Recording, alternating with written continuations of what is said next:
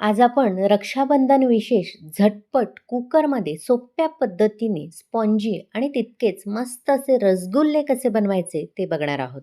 कोणालाही जमतील इतकी साधी सोपी पद्धत मी सांगणार आहे. आतून रसरशीत आणि तितकेच जाळीदार हे रसगुल्ले बघू शकता किती मस्त झाले आहे. एकही रसगुल्ला तुटत नाही आणि त्याची एक सोपी पद्धत सांगणार आहे. चला तर मग लगेचच पाहूया मऊ लुसलुशीत स्पॉन्जी रसगुल्ले कसे बनवायचे. नमस्कार, मी प्रेषिता. प्रेषिताच किचनमध्ये तुम्हा सर्वांचे पुन्हा एकदा खूप खूप स्वागत करते.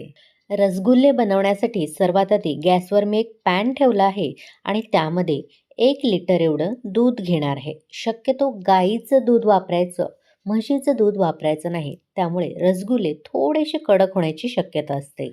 आता हे दूध एखाद्या पळीने असं मध्ये-मध्ये मिसळून घ्यायचं आणि या दुधाला एक उकळी आणायची आहे. इथे मी कच्चंच दूध वापरलं आहे.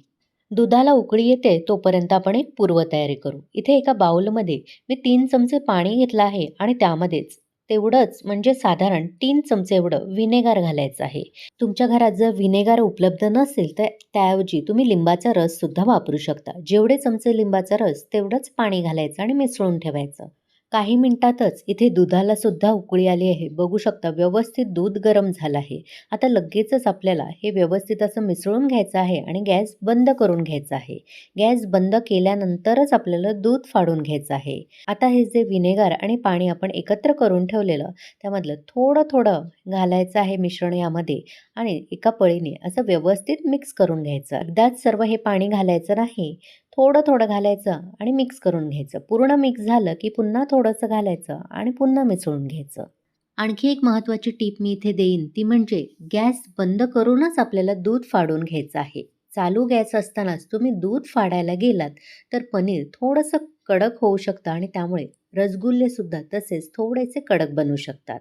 इथे मी थोडं थोडं करून संपूर्ण पाणी घातलं आहे आणि बघू शकता 3 चमचे पाणी आणि व्हिनेगारचं मिश्रण मला इथे संपूर्ण लागलं आहे आणि आता तुम्ही बघू शकता पूर्णपणे दूध आणि पाणी वेगळं झालेलं तुम्हाला दिसत असेल. असं झालं की हे सुद्धा आपल्याला जास्त वेळ यामध्ये ठेवायचं नाही. त्यासाठी इथे मी एक भांडं घेतलं आहे. त्यावर गाळण ठेवली आहे आणि वरून एखादा कपडा ठेवायचा. मी इथे मलमलचा कापड वापरला आहे. कॉटनचा एखादा रुमाल सुद्धा वापरू शकता. त्यामध्ये तयार केलेलं संपूर्ण पनीर आपल्याला घालायचं आहे आणि यामधून जितकं शक्य होईल तितकं पाणी निथळून काढायचं आहे. आज आपण हे पनीर फाडण्यासाठी व्हिनेगारचा वापर केलेला त्यामुळे आंबटपणा यामध्ये राहू शकतो. त्यासाठी साधं पाणी घेऊन या पनीरवर घालायचं आणि व्यवस्थित असं हाताने मिसळून घ्यायचं म्हणजे यामधला जो आंबटपणा असतो तो निघून जातो. आधीचं संपूर्ण पाणी मी काढून टाकलेलं आणि त्यानंतर पनीर धुवून घेतलेलं. आता हे धुतलेलं पाणीसुद्धा आपल्याला व्यवस्थित निथळून काढायचं आहे. जेवढं शक्य होईल तेवढं हे कापड दाबून घ्यायचं आहे आणि पाणी काढून टाकायचं. पनीरमध्ये जर जास्तीचं पाणी शिल्लक राहिलं तर आपण जेव्हा रसगुल्ले उकळवून घेतो तेव्हा ते फुटण्याची शक्यता असते. त्यामुळे जितकं शक्य होईल तितकं पाणी काढून टाकायचं. आता यामध्ये काही उरले सुरलेलं जास्तीचं पाणी असेल तर त्यासाठी हे आपल्याला असंच ठेवायचं आहे. यावर मी खलबत्ता ठेवणार आहे आणि 5 मिनिटं फक्त वाट बघणार आहे. जास्त सुद्धा कोरडं आपल्याला पनीर करायचं नाही तरीसुद्धा रसगुल्ले व्यवस्थित बनत नाहीत. 5 मिनिटानंतर हे आपण काढून बघूया. हे बघा उरलेलं पाणी आहे ते थोडंसं यामध्ये निथळून आलं आहे. नेहमी आपण रसगुल्ले बनवण्यासाठी काय करतो हातानेच मळून घेतो. पण आज मी तुम्हाला एक ट्रिक सांगणार आहे. त्यासाठी हे आपण जे फाडलेलं दूध आहे त्यातून मिळालेलं पनीर आहे ते एका मिक्सरच्या भांड्यामध्ये घालायचं आणि मिक्सर फक्त चालू बंद करून 2 सेकंद फिरवून घ्यायचा. कधी कधी काय होतं त्यामध्ये जर दाणे राहिले मळताना पनीरमध्ये तरीसुद्धा रसगुल्ले फुटण्याची भीती असते. ते आपल्याला मऊसूत करून घेणं गरजेचं आहे. त्यासाठी इथे मी तुम्हाला एक शॉर्टकट दाखवला आहे. मिक्सरला फिरवल्यानंतर आपल्याला हे हातानेच व्यवस्थित मिसळून घ्यायचं आहे. मी दाखवते त्या पद्धतीने तळहात आहे त्याने आपल्याला असं व्यवस्थित मळून घ्यायचं आहे. म्हणजे अजिबात रसगुल्ल्याला चिरा पडत नाहीत आणि रसगुल्ले फुटत नाहीत. तुम्ही जर डायरेक्ट पनीर असं हाताने मळायला गेलात तर फार वेळ लागतो तो मऊसूत होईपर्यंत. अगदी 7 ते 8 मिनिटं चांगलं मळून घ्यावं लागतं. इथे बघू शकता मी व्यवस्थित हे मळून घेतलं आहे. आता ह्यामध्ये आपल्याला घालायचं आहे 1 चमचा भरून मैदा. मैदा किंवा कॉर्नफ्लोअर वापरू शकता. अरारोट सुद्धा वापरू शकता. फार मोठा चमचा भरून मैदा घ्यायचा नाही. जेवढं जास्त मैदा वापराल तेवढे रसगुल्ले कडक होतात. सुरुवातीला जरी मऊ दिसले तरी नंतर ते कडक बनतात. आज आपण 1 लिटर दूध फाडून हे रसगुल्ले बनवतोय, त्यामुळे आपल्याला 1 छोटा चमचाच इथे मैदा घालायचा आहे. मैदा घातल्यानंतर सुद्धा 2 मिनिटं चांगलं व्यवस्थित हे असं मळून घ्यायचं आहे. पनीरमध्ये पूर्णपणे मैदा मिक्स झाला पाहिजे, अशा रीतीने आपल्याला मळून घ्यायचं आहे. इथे बघू शकता व्यवस्थित असं मळून झालं, की लगेचच आपल्याला ह्याचे रसगुल्ले बनवायचे आहेत. तुम्हाला किती छोट्या किंवा मोठ्या आकाराचे रसगुल्ले बनवायचे आहेत, तसे बनवू शकता. मी इथे मध्यम आकाराचे आज रसगुल्ले बनवून घेणार आहे. पहिला रसगुल्ला बनवताना हाताला थोडंसं तूप लावून घ्यायचं, म्हणजे अजिबात हाताला पीठ चिकटत नाही आणि व्यवस्थित असा गोल गोल आकार द्यायचा. अजिबात त्याला चिरा पडल्या नाही पाहिजेत, म्हणजे आपलं पीठ अगदी व्यवस्थित मळून झालं आहे असं समजायचं.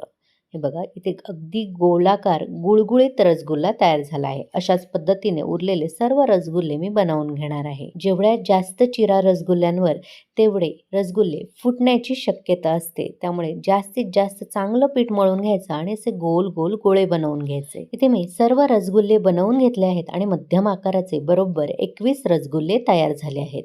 आता हे शिजवायचे कसे ते पाहूया. त्यासाठी गॅसवर मी एक कुकर ठेवला आहे आणि त्यामध्ये 1 कप भरून साखर घालणार आहे आणि वजनामध्ये म्हणाल तर पाव किलो एवढी साखर वापरली आहे. आता यामध्ये पाणी घालायचं आहे. पाणी किती घालायचं? जेवढी साखर असेल त्याच्या तिप्पट आपल्याला पाणी वापरायचं आहे. म्हणजे 3 कप एवढं इथे मी पाणी वापरणार आहे. आता ह्यामध्येच 2 हिरव्या वेलच्या अशी सालं मोकळी करून घालायची आहेत, म्हणजे स्वाद खूप छान येतो. आता गॅस चालू करायचा आहे आणि ही साखर आपल्याला पूर्णपणे विरघळवून घ्यायची आहे. इथे बघू शकता मोठ्या आचेवर पुढच्या 2 मिनिटातच साखर पूर्णपणे विरघळली गेली आहे. आता या पाण्याला आपल्याला चांगली खळखळून उकळी आणायची आहे. गॅसची आच मोठीच ठेवायची आहे आणि उकळी आल्यानंतर एक एक रसगुल्ला यामध्ये सोडायचा आहे. सर्व रसगुल्ले एकदाच घालायचे नाहीत, नाहीतर पाण्याचं जे टेम्परेचर आहे ते कमी होऊ शकतं आणि रसगुल्ले फुटू शकतात. त्यामुळे एक एक करूनच आपल्याला सर्व रसगुल्ले या साखरेच्या पाण्यामध्ये सोडायचे आहेत. लगेचच हळूहळू तुम्ही बघू शकता रसगुल्ल्यांचा आकार कसा वाढत चालला आहे. त्यामुळे एकदा पाण्यात असे रसगुल्ले घातले की 2 मिनिटं मोठ्या आचेवर चांगले पाण्यामध्ये खळखळून उकळी आणायची आहे. म्हणजे 2 मिनिटं आपल्याला मोठ्या आचेवर हे रसगुल्ले शिजवून घ्यायचे आहेत. अजिबात ह्याला झारा किंवा पळी लावायचे नाही. रसगुल्ले सुरुवातीला खूप नाजूक असतात, त्यामुळे ते फुटू शकतात. त्यामुळे 2 मिनिटं चांगले असे पाण्यामध्ये उकळवून घ्यायचे आहेत. 2 मिनिटाचे उकळले गेले की ह्यावर झाकण ठेवायचं आहे, पण झाकण पूर्णपणे लावायचं नाही आणि थोडंसं असं तरतं झाकण ठेवून 5 मिनिटं आणखीन मोठ्या आचेवर शिजवून घ्यायचे आहेत. गॅसची आच कुठेही आपल्याला कमी करायची नाही.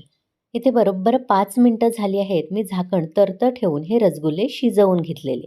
आता मात्र तुम्ही पळीने कितीही असे मिक्स केले तर हे रसगुल्ले फुटणार नाहीत, कारण ते थोडेसे शिजले गेले आहेत. व्यवस्थित पळीने असे थोडेसे वरखाली करून घ्यायचे, म्हणजे सगळीकडून हे रसगुल्ले शिजले जातात. आता लगेचच आपल्याला कुकरचं झाकण लावून घ्यायचं आहे आणि मोठ्या आचेवरच कुकरच्या फक्त 3 शिट्ट्या घ्यायच्या आहेत. आज मी तुम्हाला रसगुल्ले बनवण्याची साधी सोपी पद्धत सांगितली आहे. पुढच्या 3 शिट्ट्यांमध्ये रसगुल्ले व्यवस्थित शिजले जातात. हेच रसगुल्ले तुम्ही जर पातेल्यात बनवायला गेलात तर फार वेळ लागतो, 25 ते 30 मिनिटं किंवा त्याहून जास्तीचा वेळ, आणि मध्ये मध्ये पाण्याचा शिडकावा सुद्धा करावा लागतो. त्यामुळे अतिशय ही साधी सोपी पद्धत आहे. इथे बघू शकता 3 शिट्ट्या झालेल्या आहेत. आता लगेचच गॅस बंद करायचा आहे आणि कुकरची पूर्णपणे वाफ जाईपर्यंत आपल्याला वाट बघायची आहे.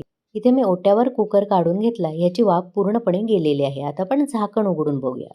इथे बघू शकता रसगुल्ले किती सुंदर पद्धतीने शिजले गेले आहेत. व्यवस्थित ते स्पॉन्जी झाले आहेत.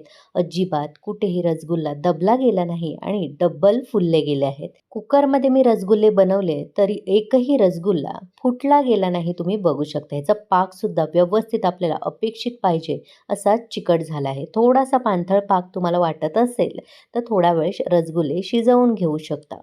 इथे बघू शकता रसगुल्ला किती मस्त टम्म फुगला गेला आहे आणि तितकाच मस्त मऊसूत झाला आहे. आता हे रसगुल्ले मी सर्व करून घेत आहे. फार गरम आहेत. आता गरम गरम रसगुल्ले खायला चांगले लागत नाहीत, त्यामुळे आपल्याला ते पूर्ण थंड करूनच खायचे आहेत.